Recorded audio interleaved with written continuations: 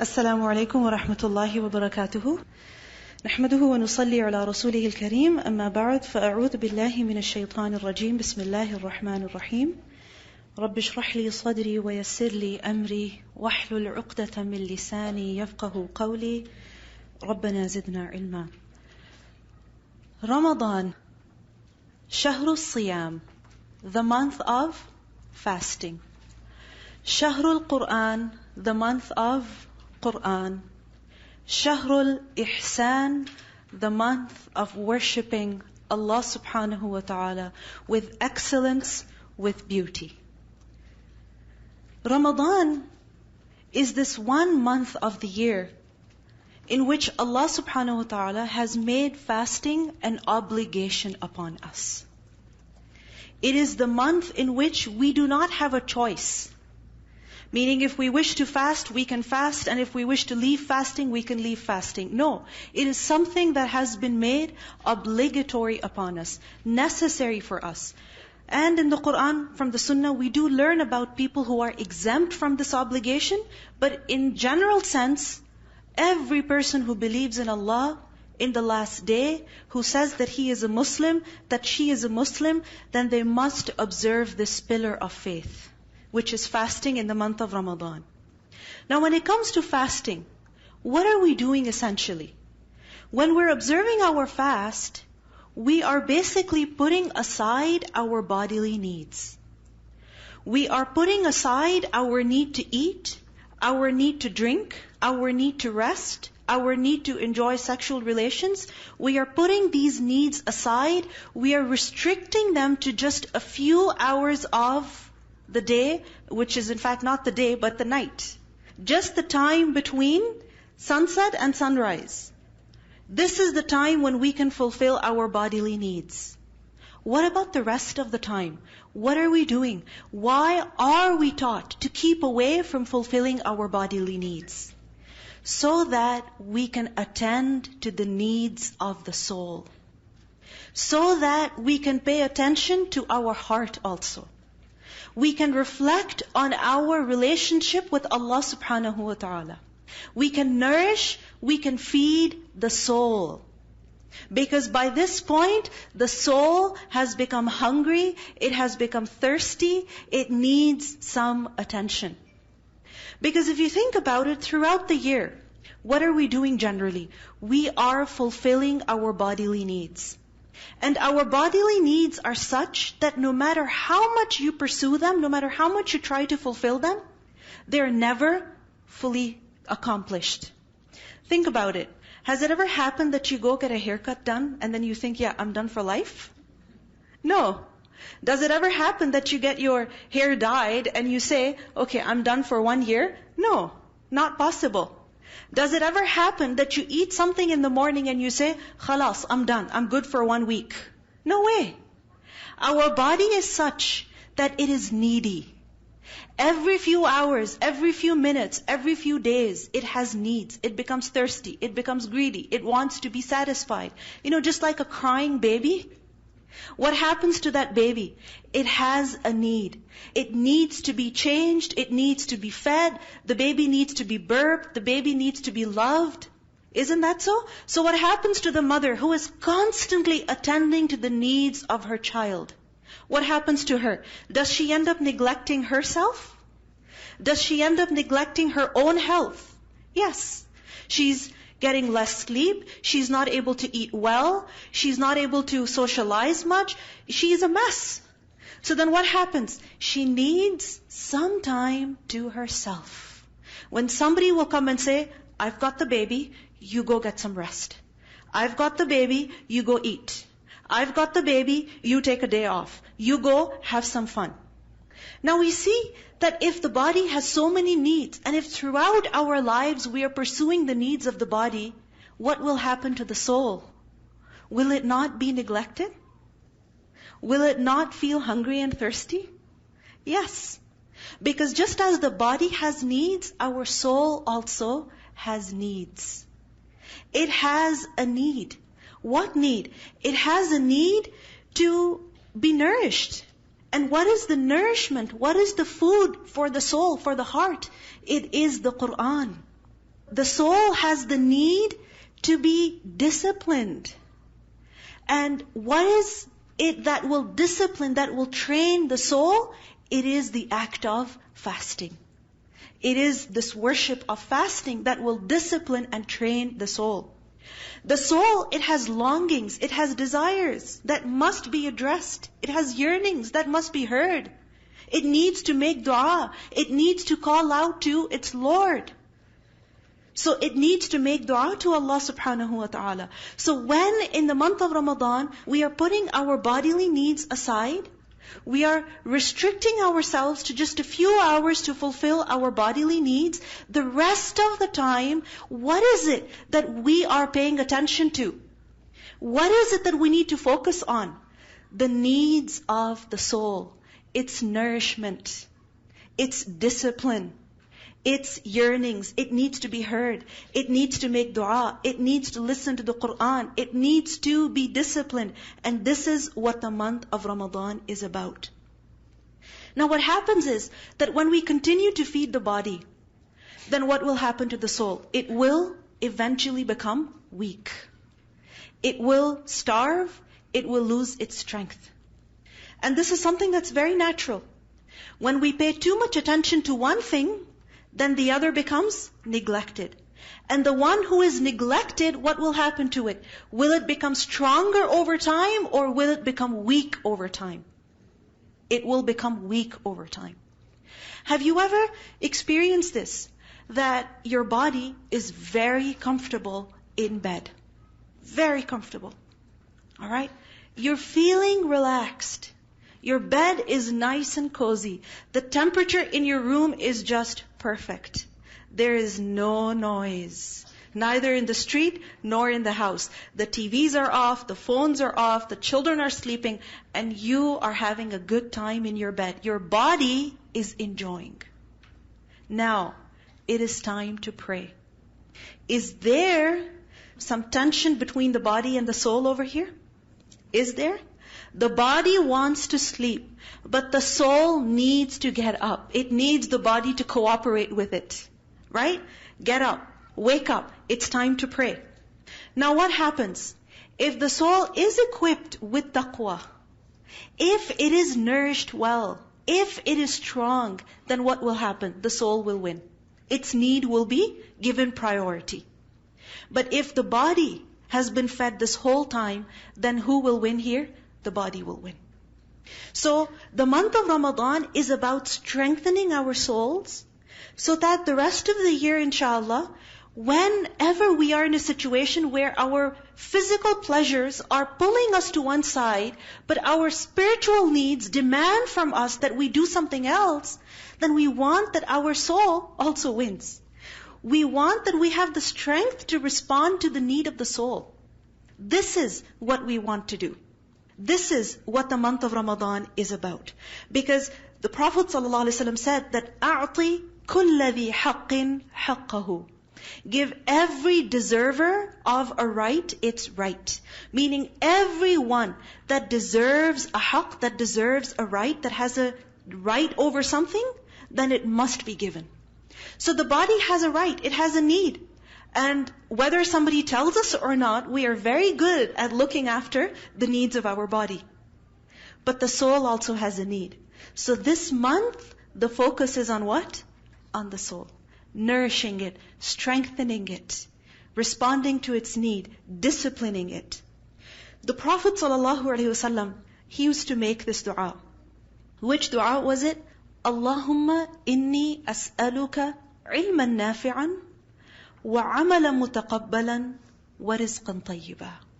That, oh Allah, I ask you for ilman nafi'an. What is ilman nafi'an? Beneficial, useful knowledge. Secondly, عَمَلًا مُتَقَبَّلًا. Deeds that are accepted. Accepted by who? Allah subhanahu wa ta'ala. Efforts that are rewarded by Allah. And thirdly, rizqan tayyiba, provision that is pure. Now if you reflect on this dua, what do we see? Ilm, knowledge. That is the need of the mind. It needs knowledge. Amal mutaqabbal. good, useful, productive deeds. This is the need of the soul. Because the soul, our heart, it needs to feel like it has accomplished something. And thirdly, rizqan tayyiban, good provision, that is the need of the body. Good provision is the need of the body. So the Prophet ﷺ asked Allah for the nourishment of all these three aspects of our lives. The mind, the soul, and the body. Allahumma inni as'aluka ilman nafi'an wa amalan mutaqabbalan wa rizqan tayyiba. Now if you think about it, when we exert our effort in doing something, any action that we are doing, any action at all, do we want that effort, that action should be worth it? That at the end, we actually get something from it, so that we feel, yes, this effort was worth it. So for example, if you go to the mall for 2 hours, why? To find a jacket for yourself. Alright? And what happens? 2 hours you spend in the mall walking up and down, alright? But you don't come out with a jacket.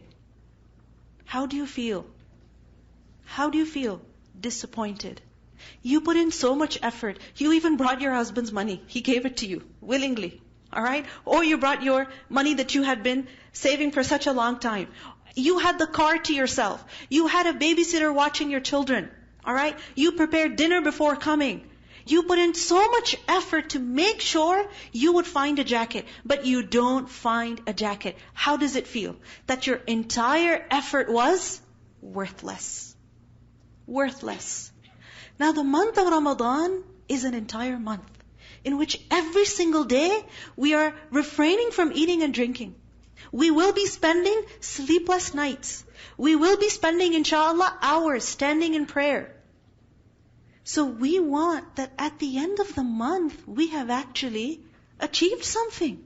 We have gained something. This entire month of worship is accepted and rewarded by Allah subhanahu wa ta'ala. And really, it brings about a change in our lives, a permanent change in our lives. So, for this purpose, we must set some goals for ourselves. Just like when you go to the mall, you find out where the stores are. Right?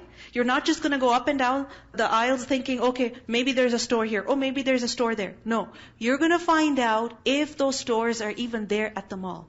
And if they are, where are they? And where they are, whatever stores they are, do they even carry jackets? Because if you end up spending your time going from one children's store to another, you're not going to end up with a jacket at all. So you have to have some kind of a plan. So what is our plan? What is our goal for this month of Ramadan? I don't know about you, but this is what I have for myself. And that is that by the end of this month, insha'Allah, my level of knowledge of the Quran, it should have increased. It should have improved. Because the Prophet ﷺ prayed that, oh Allah, give me beneficial knowledge. And what is beneficial knowledge other than the Quran? It is the source of ilm, because this is the kalam of Allah. So by the end of this month, by the end of the month of Ramadan, insha'Allah, knowledge of the Quran should be at a higher level, at a greater level. Secondly, when performing any action, whether it is the action of fasting, of praying qiyamul layl, or giving sadaqah, or of going to a gathering of knowledge, spending time with the family, any action, insha'Allah, pay attention to two things: the intention and the manner. Why the intention? Because a deed could be very beautiful on the outward. On the apparent, it could be very beautiful. But if the intention is corrupt, then that action will bring no reward at all. It will bring no reward at all. Because the fact is that when a person is performing a good deed, and if the heart is mutawajjihun ilallah, it is directed to Allah, it is focused on Allah, meaning the purpose, the goal is to obtain the pleasure of Allah subhanahu wa ta'ala, the intention is correct, then what will happen? That deed will be a cause of success. Why? Because that deed will be accepted by Allah subhanahu wa ta'ala. And if there is an action which is apparently very good, but the heart is not directed to Allah, then that same action could be a cause of our very destruction and eternal failure. That apparently righteous deed could be a cause of a person ending up in hellfire. Because who are the first people who will be judged on the Day of Judgment? Who will be sent to their destination on the Day of Judgment? Number one amongst them is the one who reads the Quran. Who reads the Quran, but he does not do it for the right reason. So Allah will call him and He will question him. I gave you this and I gave you that. What did you do? He will say, Ya Allah, I read your book. I used to recite it. Allah will say, you did it. However, you didn't do it for me. You did it so that you would be praised. And you were praised. You got that praise. So now there is no reward for you. And that person will be sent to hellfire. Apparently a very noble and righteous deed, the recitation of the Quran. But that very deed can become the cause of eternal punishment in the hellfire. Why? Because of the corruption of the intention. So when we fast, when we give charity, when we pray, when we volunteer, any good deed in this month, what is the intention going to be? The heart should be mutawajjihun ilallah. It must be focused on Allah. Ya Allah, I'm doing this for you. So when we're fasting those long hours, and our mouth is dry, our body is exhausted, we are feeling fatigued, don't complain. Don't be upset. Don't worry. Tell your Lord, Ya Rabbi, I'm doing this for you. I'm doing this only for you because I would never do it for any other reason. I wouldn't do it if I had to lose weight. I wouldn't do it if I wanted to impress people. I couldn't do it. But I'm doing this for you, so you be pleased with me. You save me from punishment. You forgive my sins because of this small effort that I'm doing, that I'm making for your sake. Niyyah, the intention must be correct. And secondly, the manner. The manner of performing those good deeds must also be beautiful. It must also be with ihsan, with excellence. Because the Prophet ﷺ, he used to worship throughout the year. But in the month of Ramadan, his worship became more beautiful. It became more beautiful. So for example, we learn that the Prophet ﷺ was a very generous man. He would spend very easily, very generously. He would give. He would give food, he would give money, he would give gold, he would give camels, he would give clothes. A man came and said to the Prophet ﷺ, Ya Rasulullah, I love the shawl that you're wearing. Can I have it? The Prophet ﷺ went home, took that shawl off and sent it to that man. He was very generous. Very generous. But in the month of Ramadan, he was more generous than the fast wind. Think about it. Fast wind, when it blows, do you see it affecting the leaves on the trees? Do you see the trees moving because of the fast wind? Do you see the grass moving? Yes.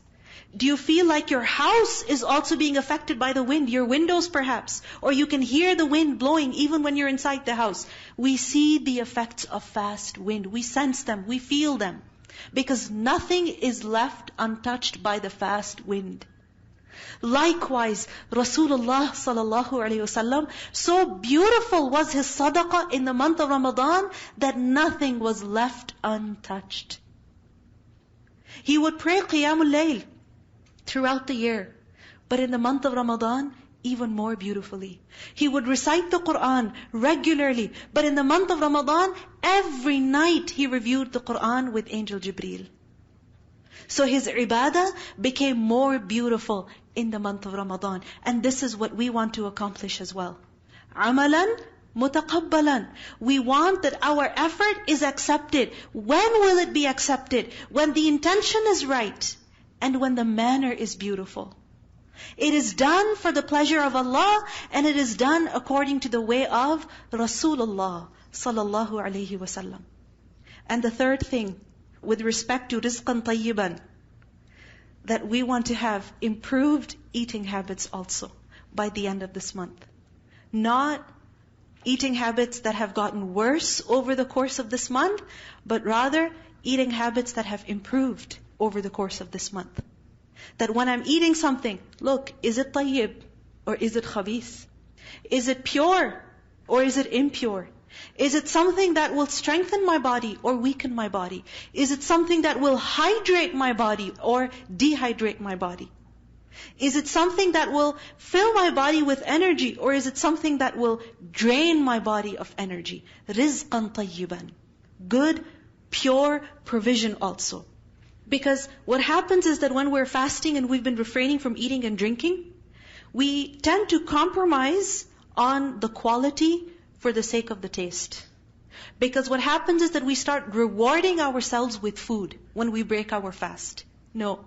If we reward ourselves with unhealthy food, we're not rewarding ourselves. We're actually punishing ourselves. The Prophet ﷺ said, Ya Allah, give me rizqan tayyiban. So we should compromise on the taste, but not on the quality. Now, the first thing that the month of Ramadan is about is fasting. Because Allah subhanahu wa ta'ala says in the Quran that فَمَنْ شَهِدَ مِنْكُمُ الشَّهْرَ فَلْيَصُمْهُ. That whoever among you witnesses this month, he lives to see this month. And may Allah allow us to live to see this month and live through this month. Whoever does so, then Allah says فَلْيَصُمْهُ. Then he must fast during this month. He must observe fasting. Because fasting is one of the pillars of Islam. The Prophet ﷺ said that Islam is built upon 5 things, 5 pillars, and of them is وَصَوْمِ Ramadan, fasting in the month of Ramadan. Fasting is a very unique act of worship. Because we are told to keep away from eating and drinking. We're supposed to be hungry and thirsty. So much so that even if we have one sip of water in front of us, we cannot have it. We cannot have it. Not allowed. If we have it deliberately, knowingly, then our fast has been broken. It's finished. We cannot even have one bite of food. Now, it's such a unique act of worship. And this is why the reward of this unique act of worship is also very unique. It's very unique.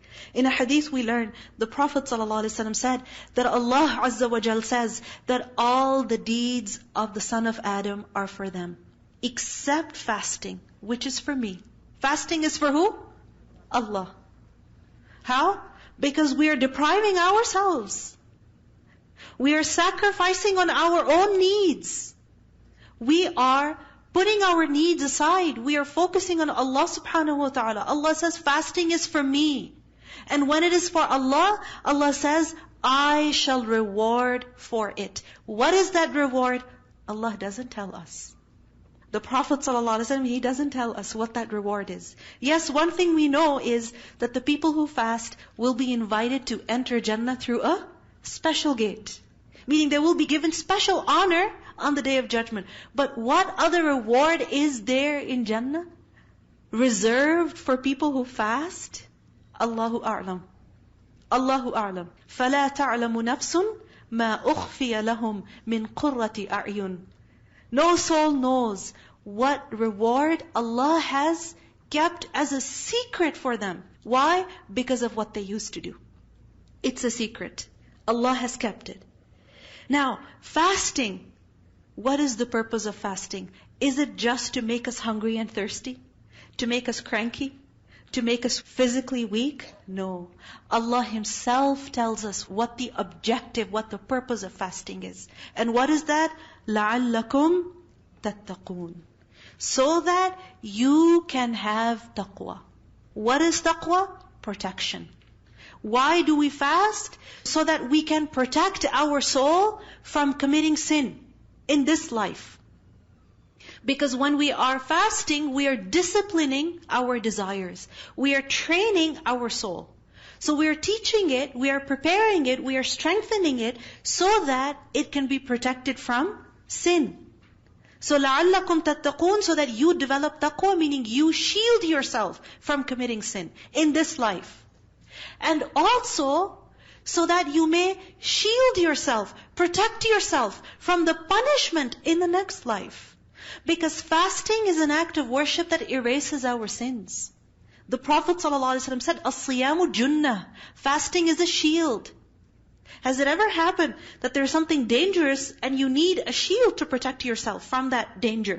So for instance, in the winter months, what happens when there's -30 outside with a wind chill and a storm? What happens? Do you go outside with your hands exposed? Never. You don't do that. When I first came to Canada, I hated gloves. Alright? I still don't like them. I don't like covering my hands. I feel like when I cannot touch the wheel, when I cannot touch something, I feel very restricted. Alright? So for many years, I avoided wearing gloves. However, when I started driving, and I had to take my kids to school and everything, in the morning you're leaving, that's when I finally gave up. And I started wearing gloves. Why? Because I learned that if I don't wear gloves and I touch the cold car and my hands are exposed because I'm putting the kids in the car, what will happen to my hands? They will freeze. They'll become so cold that my bones will hurt. Literally the bones hurt. Right? The cold just gets inside. So we need to shield ourselves. In the summer, what do we need? Sunscreen, screen, shield, protection. Right? So, we also need protection from hellfire. We also need protection from punishment in the grave, from punishment on the Day of Judgment. So what is one of those deeds that will protect us from punishment, that will shield us from Nar Jahannam? It is the act of fasting. Because Allah says that fasting has been made obligatory on you. Why? لَعَلَّكُمْ تَتَّقُونَ. The purpose of fasting is not to keep us hungry and thirsty. Because the Prophet ﷺ said that there are many who fast, but they get nothing from their fast except for hunger. And there are many who pray, and they get nothing from their prayer except sleepless nights. So the point of fasting, the point of this month, is not to torture our bodies. No. It is to strengthen our soul. It is to equip the soul, to train the soul. Now, the month of Ramadan is not just a month of fasting. Because when Allah mentions Ramadan in the Quran, you heard the ayat at the beginning. What do we learn? What does Allah subhanahu wa ta'ala say about the month of Ramadan? Shahru Ramadan alladhi, the month of Ramadan is that in which unzila fihi al-Quran, in which the Quran was revealed. So when Allah mentions Ramadan, before He mentions fasting, what does He tell us about Ramadan? That this is the time when Allah revealed the Quran. When Allah honored you with His gift of guidance. He honored you. He gave you His kalam so that you may be guided in this life. This is why we celebrate this month. How? By fasting. In a hadith we learn that it was not just the Quran that was revealed in the month of Ramadan. The Suhuf of Ibrahim, they were revealed in Ramadan. The Tawrat was revealed in Ramadan. The Zabur was revealed in the month of Ramadan. The Injil was revealed in the month of Ramadan. And when Allah revealed the Quran, again He chose the month of Ramadan. So there's something special about this month. It is the month of divine revelation. It is the month when Allah gifted His servants revelation, wahi, ilm, nur, huda, furqan. So this is the time when we are grateful to Allah subhanahu wa ta'ala for this gift of guidance. And how do we express that gratitude? By fasting. Not by partying, not by feasting, but how? By fasting. And not just fasting, but also reconnecting with the book of Allah in this month. Because no matter how much we love the Quran, what happens over time is that our recitation of the Quran, it begins to decrease. The Quran that we have memorized, the portions of the Quran that we have memorized, what happens? We begin to forget them. The commands that we have studied in the Quran, that we have learned in the Quran, what happens? We begin to forget them. Why? Because we're so busy the rest of the year. And that is normal. It happens. We are human beings. We are meant to forget. Insan, after all, is from nisyan. And nisyan is to forget. So insan forgets. We are human beings. We forget. It's something that's normal. But what is the cure to forgetfulness? What is the solution? How do you counter that? How do you counter that? By reminding yourself. Isn't it? So for example, if you know that you're going to forget to take your grocery bags, right, in the morning when you leave for work, what do? Do you put a reminder on your phone? Do you put a reminder on your phone? On your iPad, on your computer, and now you have reminders that are connected with all your gadgets. Right? So in case you miss one, the other will tell you, and the other will tell you. And in addition to all of this, we also have those sticky notes that we've put everywhere. Sometimes in our cars. Right? Sometimes in our books. Bathroom mirrors. Isn't it? Kitchen, above the kitchen sink. We have a list of reminders. Isn't it so? Why? Because we forget.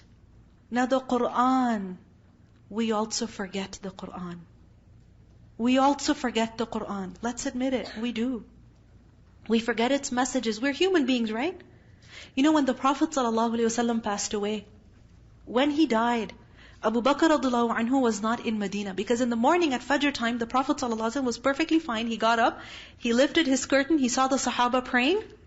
And the Sahaba, they said that it was as if, the people were going to be put into a fitna. We were about to break our prayer because we were so excited that the Prophet ﷺ is here. He's fine because he had been unwell for the last couple of days. So what happened in the morning? He was fine. Abu Bakr radiallahu anhu, he finished his salah, met the Prophet ﷺ, and he went outside of Medina to run a few errands. And what happened? In that time, Rasulullah ﷺ passed away. When he passed away, the Sahaba were in shock. Umar radiallahu anhu is standing in the masjid, angry at people.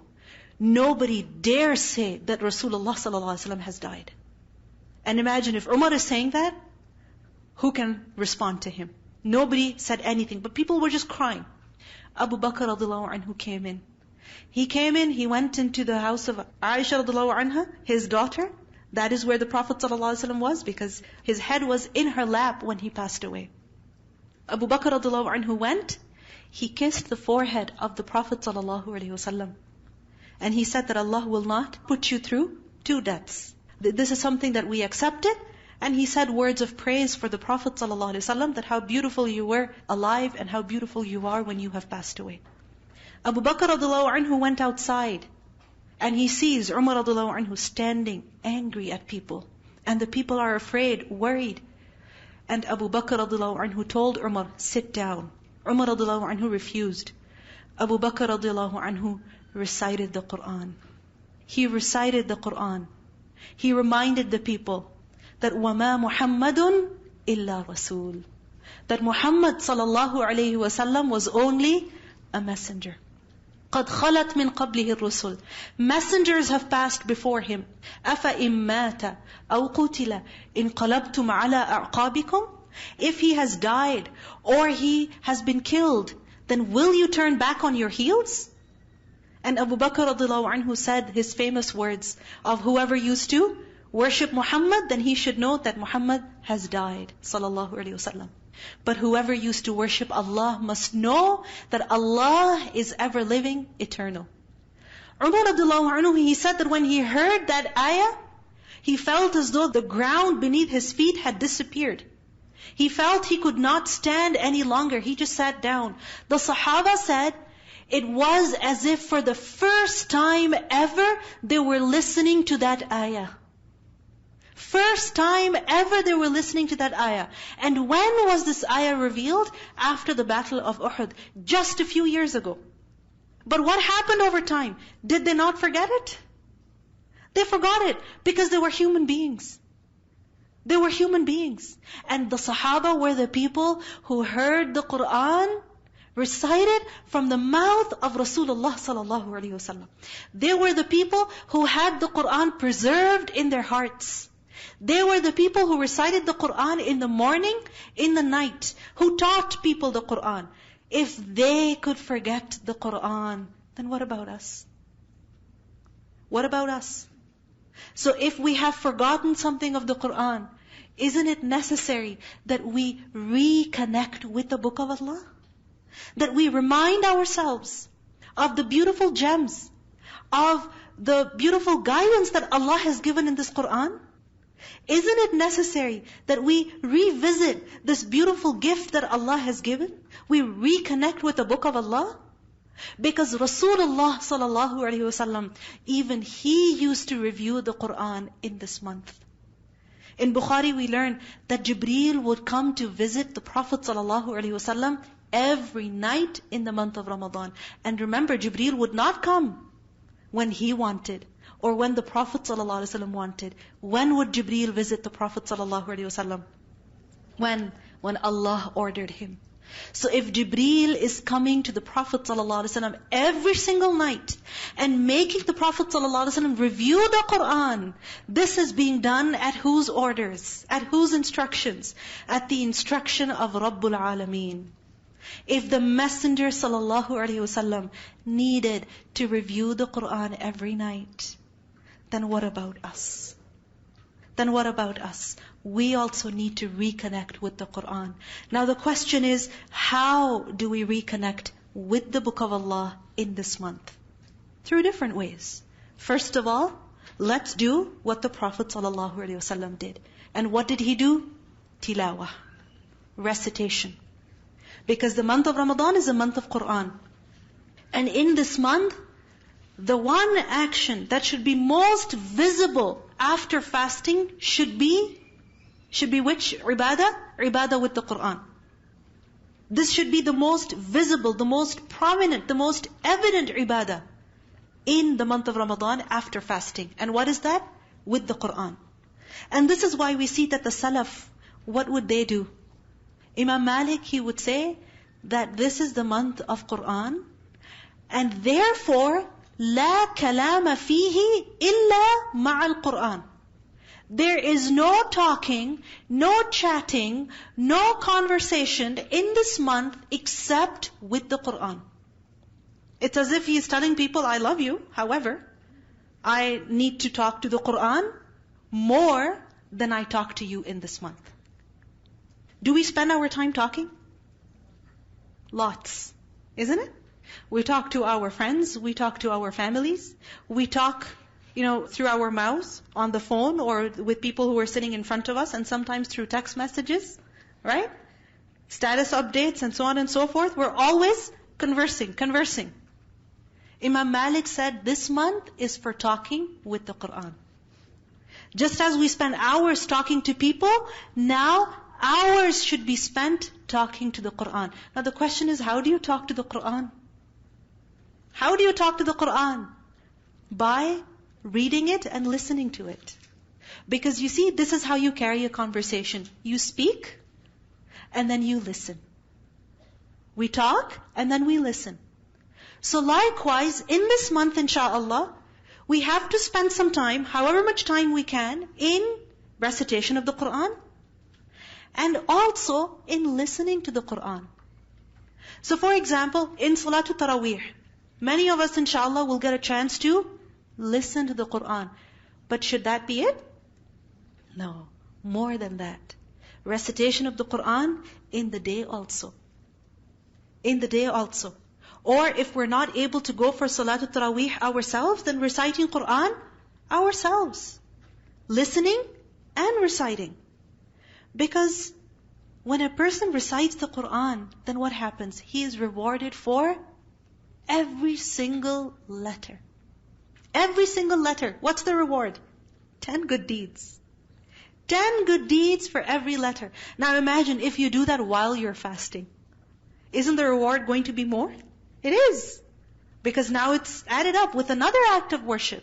So there is more reward for reciting the Quran in the month of Ramadan while a person is fasting.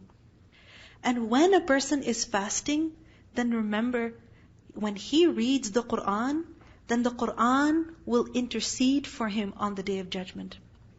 In a hadith we learn that the Prophet ﷺ said, on the Day of Resurrection, the Quran will appear in the form of a lean, weak human being. Another hadith tells us, a pale human being. And it will say to the person who used to recite the Quran, do you recognize me? Has it ever happened with you? Somebody just comes in front of you and says, do you recognize me? Has it ever happened? And you're trying to remember, and you cannot remember, but you don't want to offend the other person also, right? So anyway, the Quran will say, do you recognize me? The person will say, I do not recognize you. The Quran will say, I am your companion, the Quran, who kept you thirsty in the scorching heat. Quran that kept you thirsty in the heat, meaning it was hot. You were fasting. You were thirsty, but you kept reciting me. You were thirsty because of me. Because think about it, if we keep quiet, alright, our mouth is shut, and we are lying down, are we going to feel thirsty? No, not really. And even if we do feel thirsty, it's easier to control it. Why? Because we're lying down, and very soon we're going to doze off. And we can sleep for 2-3 hours, and the fast is over. Right? But when a person chooses to recite the Quran, then what is he doing? He's keeping himself thirsty in the heat. He cannot even have a sip of water, but he is thirsty. The Quran will say, I kept you thirsty in the heat of the day, and I kept you awake at night. The night was short. You could have slept, but you chose to recite the Quran in salah. I kept you awake. Those few hours you had, you sacrificed them for the book of Allah. The Quran will say to the person that every trader, meaning every person who does business, he does so with the intention of gaining profit. So today is the day when you will get your reward. When you will redeem your points. Right? When you will get your rewards. And what is the reward? Because the Quran will then intercede for the person. So we learn in the hadith that the person will be given kingship in his right hand. He will be like a king in Jannah. So much of freedom, authority, lavish, everything, comfort. He will be granted kingdom in his right hand, eternity in his left hand. Eternity in his left hand. So he will be in Jannah forever. He will be made to wear the crown of respect and dignity. His parents will be made to wear silky robes, silky dresses, beautiful, elegant dresses that will be more precious than the world and whatever is in it. And the parents will ask, why have we been given this? Why are we being treated in this way? And they will be told, because you taught your child the Quran. You taught your child the Quran, and your child read the Quran even when he was fasting. So he was thirsty, but he kept reading it. So imagine, recitation of Quran while fasting is not just something that will bring benefit to the reciter, but it will also be a source of honor for his or her parents. Honor for them on the Day of Judgment. Now what happens is that in the month of Ramadan, sometimes we hesitate to recite the Quran. Why? Because there are people. In the masjid, for example, we have about 15 minutes before salah, we want to recite the Quran, but there are so many people, and we feel shy of reciting the Quran in front of them. Or at home, our families are there. We feel shy.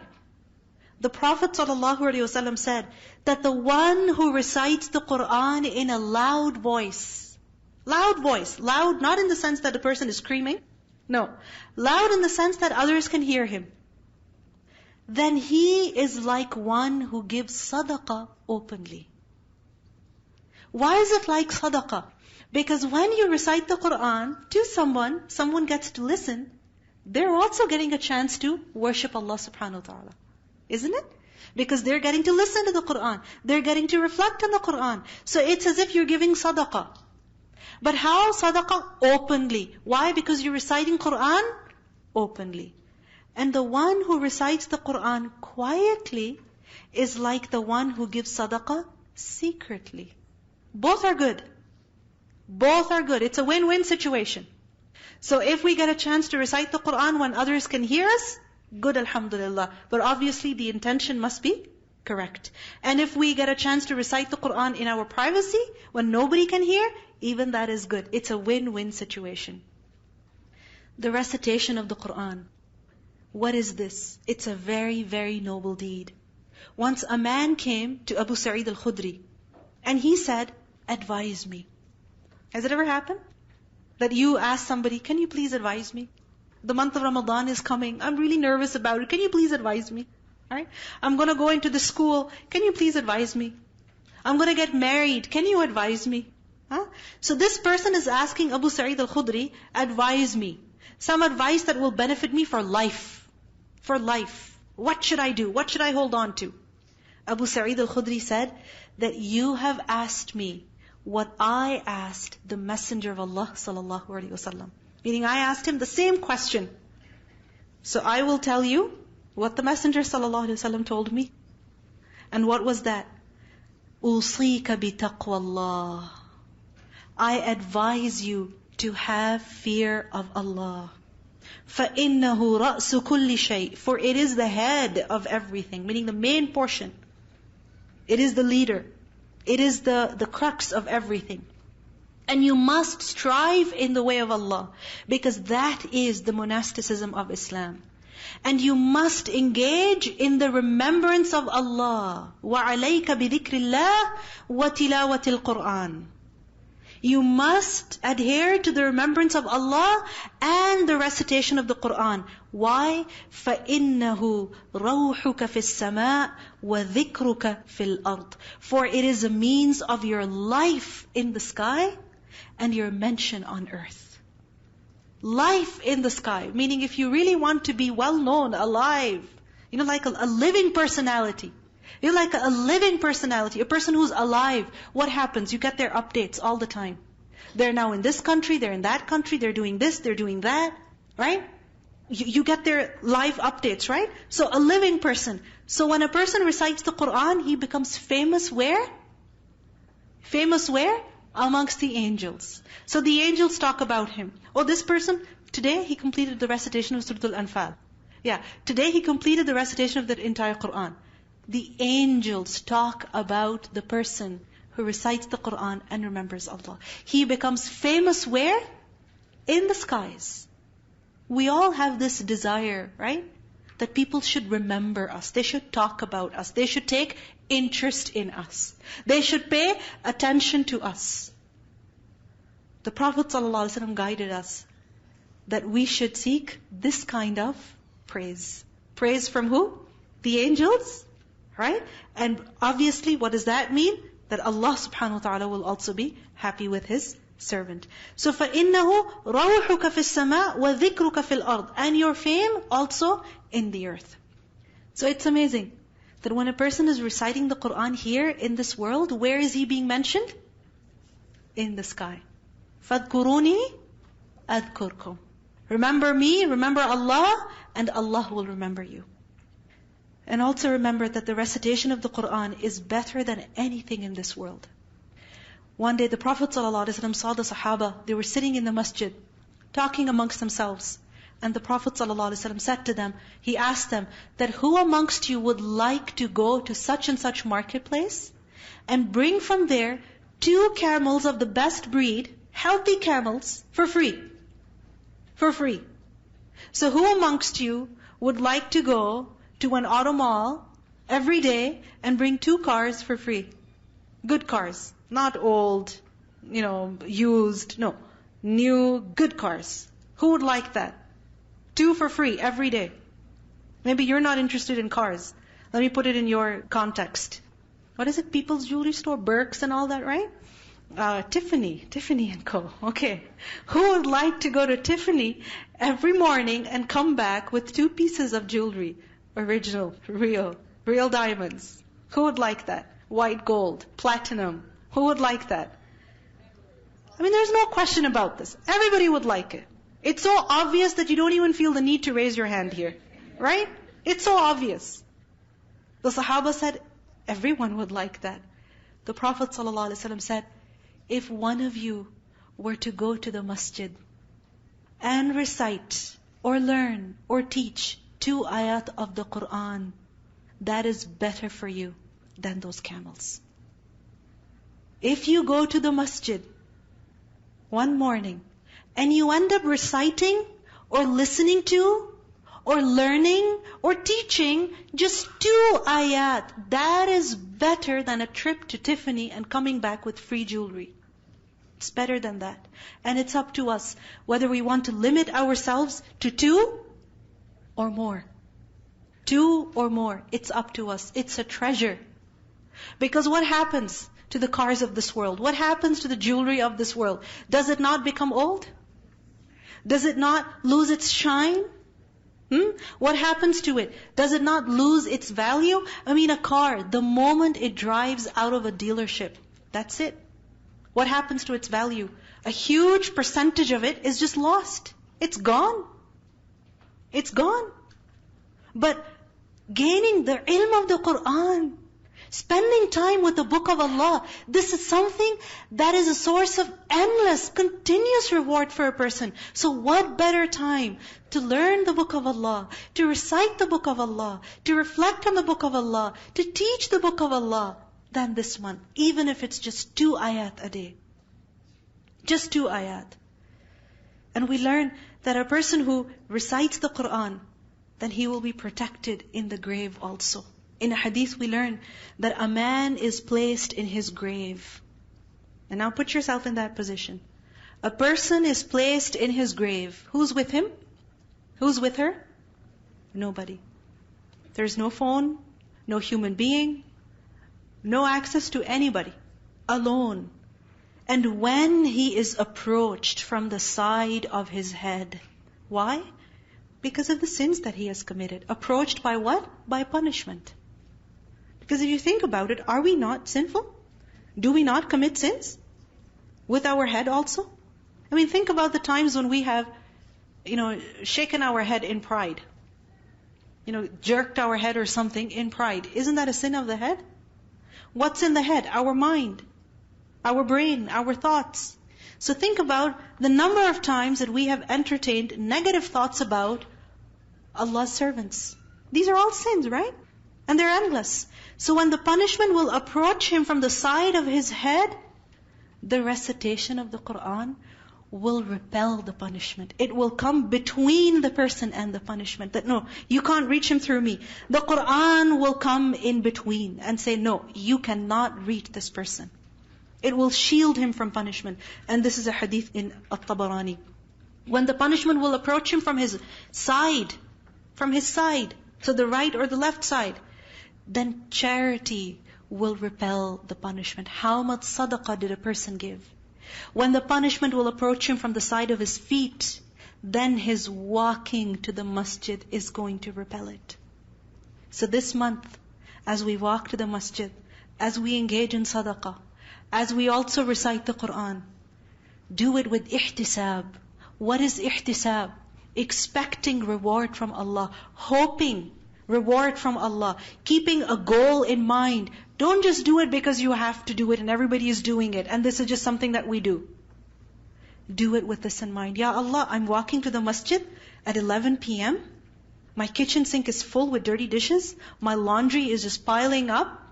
My body is exhausted. But I am walking to the masjid because I want to spend the night praying to you. You save me at a time when I'm alone in my grave.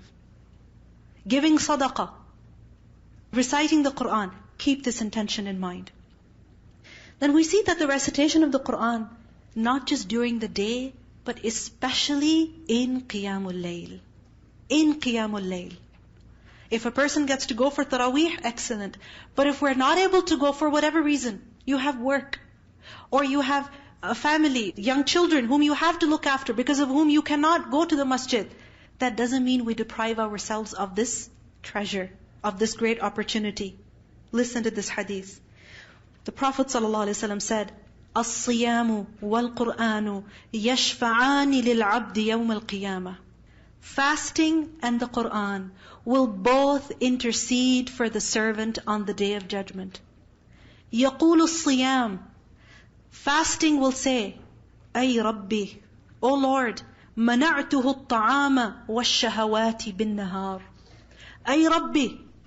Fasting will say, أي ربي, O Lord, I prevented this person from food and from fulfilling his desires during the day. فَشَفِّعْنِي فِيهِ. Allow me to intercede for him. Allow me to intercede for him.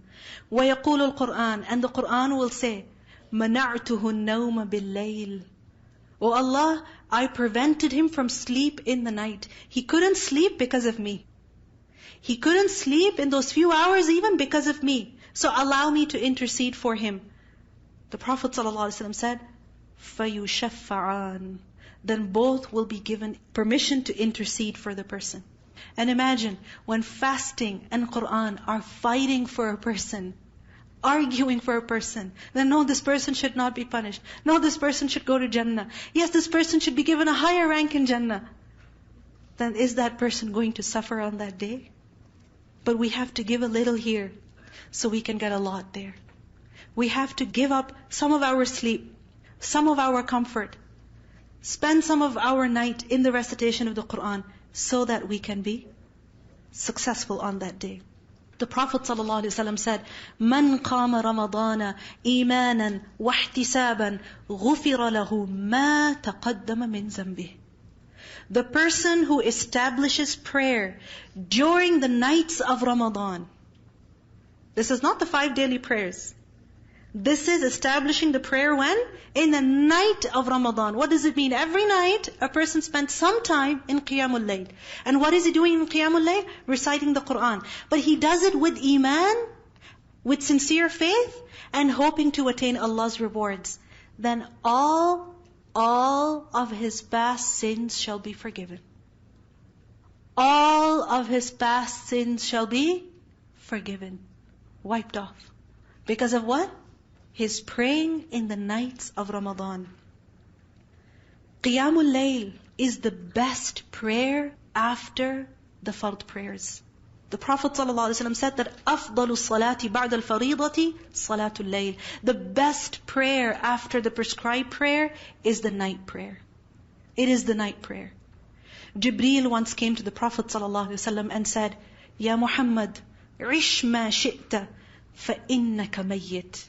Live as long as you want. Eventually you are going to die. وَأَحْبِبْ مَنْ أَحْبَبْتَ فَإِنَّكَ مُفَارِقُهُ. Love whoever you wish. Ultimately you shall leave it. وَاعْمَلْ مَا شِئْتَ فَإِنَّكَ مَجْزِيٌّ بِهِ. Do what you wish. You will be recompensed for it. وَاعْلَمْ أَنَّ شَرَفَ الْمُؤْمِنِ قِيَامُهُ بِاللَّيْلِ. Know that the honor, the nobility of a believer is in his prayer in the night. The more a person prays in the night, the higher, the greater his rank is in the sight of Allah. وَعِزُّهُ إِسْتِغْنَاؤُهُ عَنِ النَّاسِ. And his honor is in being free of need of people. Meaning not wanting what people have. This is what will bring honor to a human being. Jibreel advised the Prophet ﷺ that what is the honor of a believer? It is his standing in prayer in the night. Because this is something that will cause people to enter Jannah with security. The Prophet ﷺ said that pray in the night while the people are asleep and you shall enter Jannah in safety. تَدْخُلُ الْجَنَّةَ بِسَلَامٍ. There are special homes in Jannah. Unique homes. Whose outside can be seen from the inside and the inside can be seen from outside. And the Prophet ﷺ, when he described these beautiful houses in Jannah, a man said, لِمَنْ هِيَ يَا رَسُولَ اللَّهِ. Who get those houses, Ya Rasulullah? And he said, لِمَنْ طَابَ الْكَلَامِ. For the one who says good speech, who speaks well. وَأَطْعَمَ الطَّعَامِ. And he gives food to others, he feeds others. وَبَاتَ قَائِمًا وَالنَّاسُ نِيَامٌ. And he spends the night standing while the people are asleep. This is the person who will achieve high levels in Jannah. Now the Prophet ﷺ, what kind of Qiyamul Layl would he perform in the month of Ramadan? Or even in general? In a hadith we learn, Hudayfa radhiallahu anhu, he said that I came to the Prophet ﷺ in one of the nights of Ramadan and stood with him to pray. So he found the Prophet ﷺ praying, so he just joined him. He said when the Prophet ﷺ said the takbir, he said, Allahu Akbar, ذُو الْمَلَكُوتِ وَالْجَبَرُوتِ وَالْكِبْرِيَاءِ وَالْعَظَمَةِ. So he glorified, he praised Allah. Then the Prophet ﷺ, after Surah Al-Fatiha, he recited Al-Baqarah, Surah Al-Baqarah, the entire Surah Al-Baqarah. Then he recited Surah An-Nisa, the entire Surah An-Nisa. Then he recited Surah Ali Imran, the entire Surah Ali Imran. Hudayfa said, the Prophet ﷺ would not pass by any verse of warning except that he paused there. He took his time. He then went into ruku' and he did tasbihat. And then again, he went into sujood, and then when he got up again, he recited more Quran. And then he said the salam. Now, what do we see? The Prophet ﷺ, his qiyamul layl was not for the purpose of just completing 8 rak'at. It was not just for the purpose of completing 20 rak'at. It was not just for the sake of doing qiyamul layl. It was for the purpose of reciting Quran in qiyamul layl. That is what he did. And that is what we should also aspire to do. In fact, when a person recites just 10 ayat in qiyamul layl, he gets the reward of qintar, a heap of reward.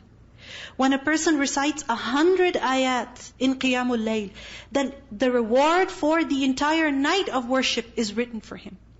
And when a person recites 1,000 verses, then he is of the muqantireen, those who are given more and more of reward, heaps and heaps of reward, meaning uncountable. So this is the time when we recite the Quran in the day, as well as in the night. And when we recite, just like the Prophet ﷺ did, we also reflect upon the Quran. Because Allah says, كِتَابٌ أَنزَلْنَاهُ إِلَيْكَ مُبَارَكٌ لِيَدَّبَّرُوا آيَاتِهِ. This kitab we have revealed. Why? So that people reflect on its verses. It's not just for recitation, it's also for reflection. Many of us, we think that when it comes to the Quran, my goal is to complete the study of the Quran. My goal is to complete the recitation of the Quran. Or my goal is to complete the memorization of the Quran. These are not goals. These are not goals. These are all means. Means to what? Reflection on the Quran. Tadabbur on the Quran. Because when a person studies the Quran, he's able to reflect on the Quran.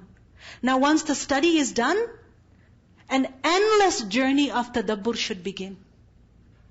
You understand? Likewise, when a person memorizes the Quran, he's able to recite it. He can recite it fluently. Now it doesn't mean that he can put the Quran away. No, it means now the endless journey, the lifelong journey of reflection on the Quran should begin. Because when we reflect on the Quran, we think about ourselves. We see our mistakes.